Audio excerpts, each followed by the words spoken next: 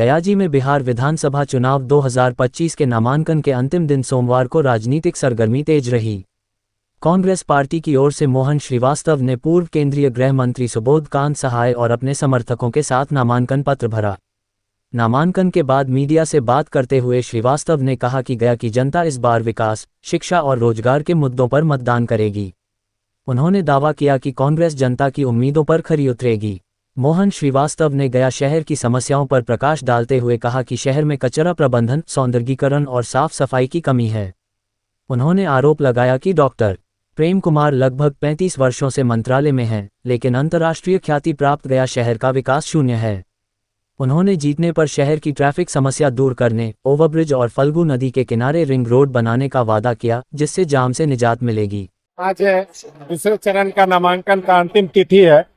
हम लोग भारतीय राष्ट्रीय कांग्रेस पार्टी से नामांकन किया हूँ। सिंबल पे महागठबंधन के सभी माननीय नेताओं ने मुझे उम्मीदवार बनाया है।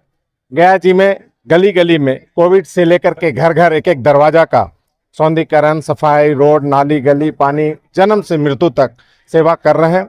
और एक व्यक्ति यहाँ पर लगभग 3 युग से मंत्रालय में बैठे हुए हैं, लेकिन अंतर्राष्ट्रीय ख्याति प्राप्त स्थान जो गया जी का डेवलपमेंट होना चाहिए, जो विकास होना चाहिए, वो नगण्य है।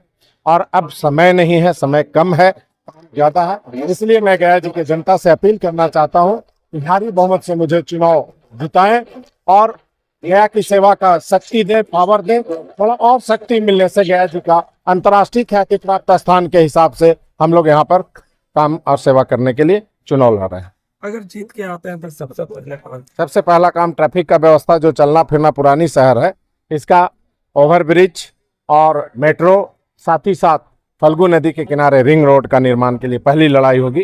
पूरा सांस, चैन, अमन के साथ गया जी के लोग को रहने की जरूरत है, स्वस्थ रहने की जरूरत है, प्रदूषण मुक्त रहने की जरूरत है। ये सारा काम पहले स्वास्थ्य, पहले फिजिकल, उसके बाद अनेकों काम है जिसको हम लोग पूरा करेंगे।